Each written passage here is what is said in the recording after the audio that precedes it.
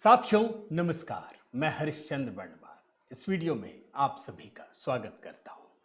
दोस्तों, Donald Trump ने जो काम किया है दोस्तों, प्रधानमंत्री मोदी के साथ जो टैरिफ को लेकर बड़ी डील हुई है, उसे लेकर खबरें तो अभी कुछ दिन चलेंगी दोस्तों, ये जानते हैं और चला भी रहे, कोई बात नहीं। अभी विपक्ष कई सारे इल्जाम लगाएंगे और सरकार बातें बताएंगी, धीरे धीरे चीजें सामने आएंगी। लेकिन एक खबर इतनी बड़ी है दोस्तों जो चर्चा हो नहीं पाई, और ये इतनी बड़ी खबर है, मुझे नहीं लगता कि जवाहरलाल नेहरू यूनिवर्सिटी के भीतर इतनी बड़ी कार्रवाई कभी की गई होगी दोस्तों, इतनी बड़ी कार्रवाई। और ये जो लेफ्ट गैंग है ना, बल्कि टुकड़े टुकड़े गैंग, वो जिस तरीके से काम करता है, उनके मन में जरा सा भी डर नहीं है। उनको लगता है हम कुछ भी कर देंगे, सरकार कुछ नहीं कर पाएगी। लेकिन इस बार दोस्तों ऐसी कार्रवाई हुई है ना, आप भी कहेंगे इनका पक्का और सॉलिड इलाज हो गया है, इतनी सख्त कार्रवाई हुई है। और जब कार्रवाई हो गई तब जाकर जेएनयू में ये जो पूरा का पूरा गैंग है उस पर मातम पसर गया है, रोना धोना शुरू हो गया है कि नहीं नहीं, ये तो बहुत अभूतपूर्व कार्रवाई हो गई है। आखिर वो कौन सी कार्रवाई है दोस्तों? मैं यकीनन कह सकता हूं आपको, अभी आप देख रहे हैं, हो सकता आज अब बाकी मेन स्ट्रीम मीडिया उठाए और तमाम राजनीतिक दल उठाएं, इतनी बड़ी कार्रवाई है दोस्तों। जो ये कहते हैं ना नेतागिरी करने का शौक है ना, वो पूरी की पूरी नेतागिरी उतार दी गई है। एकदम से नेतागिरी उतारना मतलब अब करते रहिए, आप पढ़ने आए या यहां पर नेतागिरी करने आए हैं। आज इसी कहानी को डिकोड कर रहा हूं दोस्तों। निवेदन करता हूं आप जरूर कमेंट कीजिएगा, एक कमेंट तो बनता है दोस्तों, ताकि वीडियो अधिक से अधिक लोगों तक पहुंचने में मेरी मदद मिल सके। आइए शुरू करते हैं दोस्तों। सबसे पहले आप ये देखिए, खबर पढ़िए क्या लिखा हुआ है। जेएनयू अध्यक्ष की यूनिवर्सिटी में entry ban. JNU students union, अभी तो कुछ समय पहले चुनाव हुआ था ना, चारों लेफ्ट ने सुपड़ा साफ कर दिया सबका, कहीं कोई नहीं था। अब इनके अंदर ऐसी धमक पैदा हो गई है, इनको लगता है कि बस यही है दुनिया में और कोई है ही नहीं, कुछ भी कर सकते हैं। अभी हाल ही में सिर्फ मैं आपको जनवरी महीने की बात करूं तो कई बार विवादों में रह चुके हैं। पढ़ते लिखते नहीं है ये, सिर्फ विवाद खड़ा करना। इनको लगता है कि बस यही प्रधानमंत्री बन गए, यही देश चलाते हैं।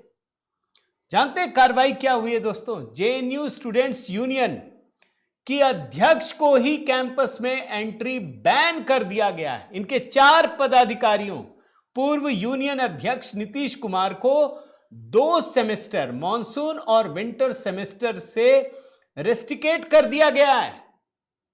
इन लोगों पर कैंपस में जो निगरानी व्यवस्था होती है ना, लाइब्रेरी या अन्य डिजिटल एंट्री होती है, ये लोग विरोध प्रदर्शन करते हुए तोड़ फोड़ करने का इन पर आरोप है।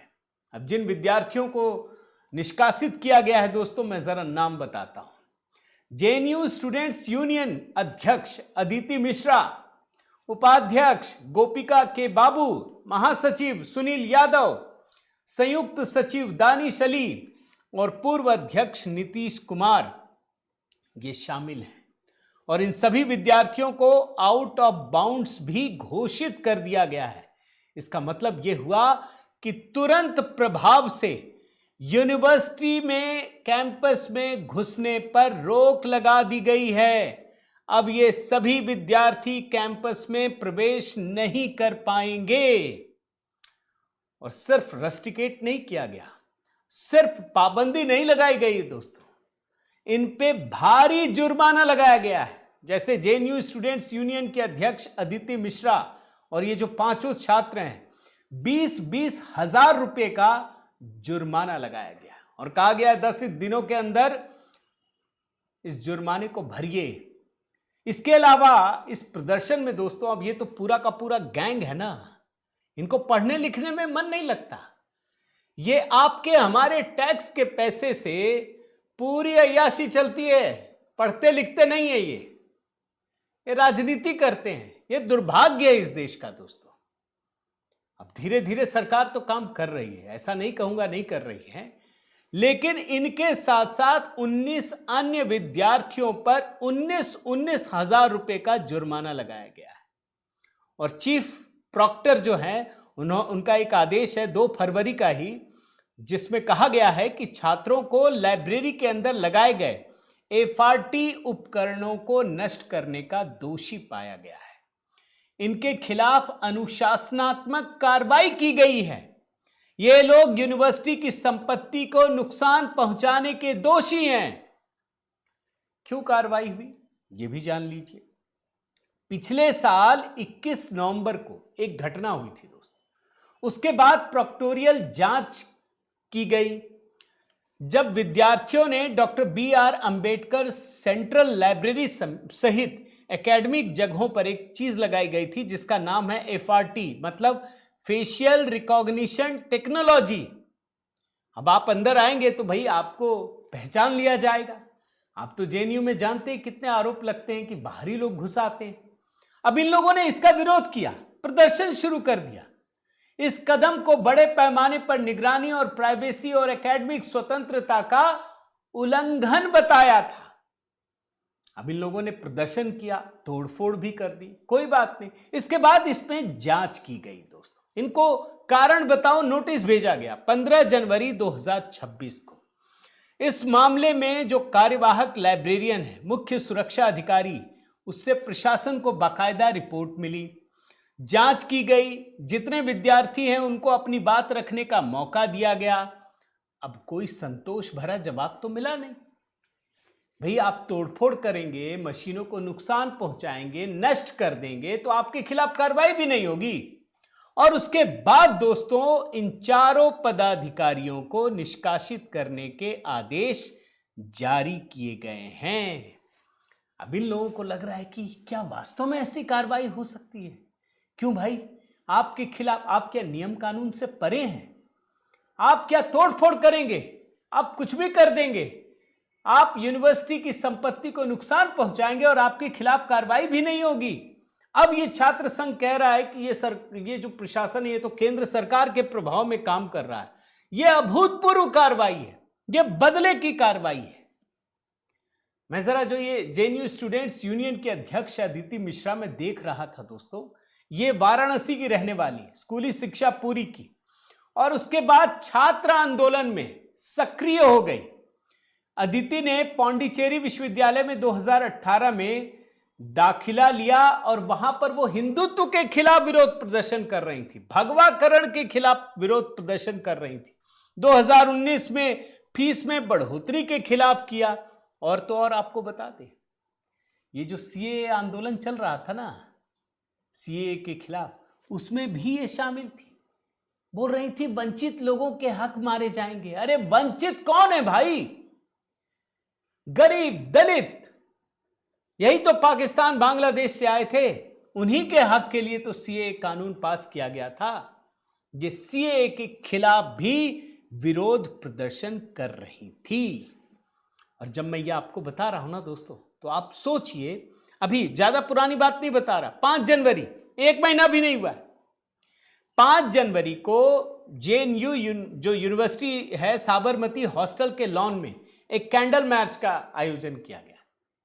आपको ध्यान है कि नहीं?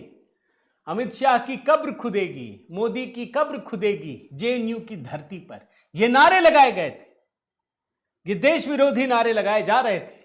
आप समझिए, मैं आपको एक हिस्सा दिखाता हूं दोस्तों, ये किस तरीके के लोग हैं जो विद्यार्थी के नाम पर आंदोलन चलाते रहते हैं।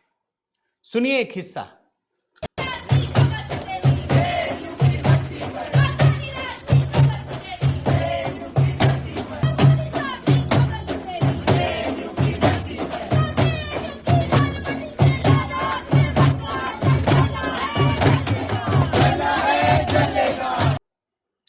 लेकिन अच्छी बात यह है दोस्तों कि विश्वविद्यालय प्रशासन ने इस मामले में एफआईआर दर्ज करने के आदेश दिए। इसके भी आएंगे जरूर कभी ना कभी, इंतजार कीजिए।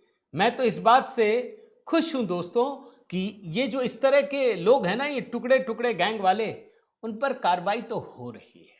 अब चलिए पल भर के लिए मान लीजिए कि इनको प्रधानमंत्री पर विश्वास नहीं है, गृह मंत्री पर विश्वास नहीं है, मैंने भी मान लिया। लेकिन जब सुप्रीम कोर्ट ने यूजीसी के मामले में आदेश दिया तो उसके खिलाफ उतर पड़े। क्या इनको सुप्रीम कोर्ट पर भी विश्वास नहीं है? इनको किसी पर विश्वास नहीं है। ये वही लेफ्ट संगठन है दोस्तों जो टुकड़े टुकड़े नारे लगाती है, आजादी के नारे लगाती है। यहां पर क्या कुछ नहीं हुआ, इस बात को आप समझिए। और मैं तो जब ये देखता हूं ना दोस्तों जवाहरलाल नेहरू यूनिवर्सिटी, तो मुझे बड़ा दुख होता है। 1969 22 अप्रैल 1969 को इसकी स्थापना हुई थी।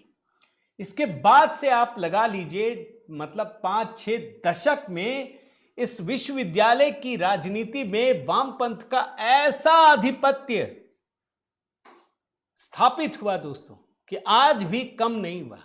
मतलब इस तरीके से पूरी यूनिवर्सिटी को रंग दिया गया है और इसका जो इतिहास है वो बेहद दागदार है। कहने में अच्छा नहीं लग रहा है लेकिन फिर भी आपको बता रहा हूं। 1983 में दोस्तों इतनी हिंसा हुई थी कि 1 साल के लिए पूरी यूनिवर्सिटी को बंद कर दिया गया था। और आप सिर्फ गूगल में सर्च कर लेंगे ना तो आपको मिलेगा कि जेएनयू ये पढ़ाई लिखाई की यूनिवर्सिटी है या कुछ और है। अब देखिए ना 1980 46 दिन के लिए विश्वविद्यालय बंद हुआ। 2000 पाकिस्तान के समर्थन में मुशायरा, 2005 ईरान पर, 2010 नक्सली हमलों में जवानों की शहादत पर जश्न मनाया गया, 2014 महिषासुर बलिदान दिवस, 2016 देश विरोधी नारा, 2019 तब भी बवाल हुआ। तो ये तो यूनिवर्सिटी है दोस्तों, यहां पाकिस्तान के समर्थन में बोलने में कोई दिक्कत नहीं होती इन लोगों को। देश विरोधी नारे लगाते हैं, जवानों की शहादत पर जश्न मनाते हैं, हिंदू देवी देवताओं का अपमान करते हैं।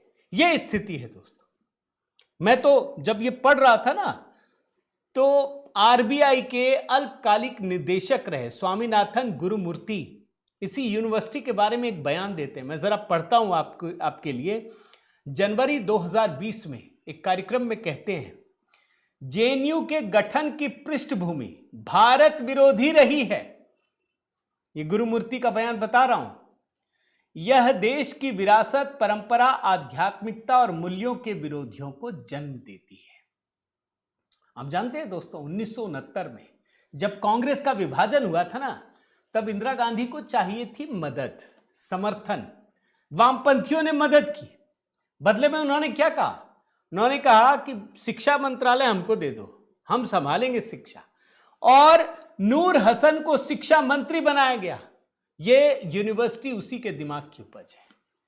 लेकिन सिर्फ यूनिवर्सिटी नहीं बनाई दोस्तों, बल्कि ऐसी मानसिकता विरोधी, आप सोचिए कि आज तक यह विवादों में भरा हुआ है, आज तक भरा हुआ है। पिछले साल एक चुनाव हुआ था दोस्तों, आप याद कीजिए, छात्र संघ का। उसमें काउंसलर के पदों पर 42 में से 23 पदों पर एबीवीपी की जीत हुई थी। तो हमें लगा कि चलो बदलाव हो रहा है। लेकिन फिर जो नवंबर में छात्र संघ का चुनाव हुआ, फिर से वही स्थिति। फिर लेफ्ट ने सबका सुपड़ा साफ कर दिया।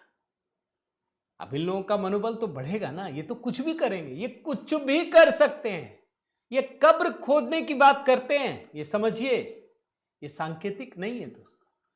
ये तोड़ फोड़ करते हैं और इनको लगता है कि जो हम और आप टैक्स के पैसे देते हैं उनसे इनको अय्याशी करने का उपक्रम मिल जाए। ये अय्याशी करते रहें, कोई कार्रवाई ना हो।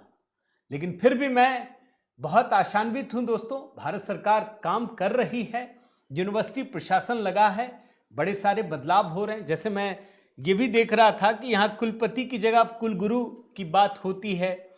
यहाँ पर भारतीय ज्ञान परंपराओं पर आधारित पाठ्यक्रम की शुरुआत हुई है। जेएनयू परिसर में हिंदू, जैन, बौद्ध अध्ययन केंद्र की स्थापना भी हुई है। तो बदलाव तो हो रहे हैं।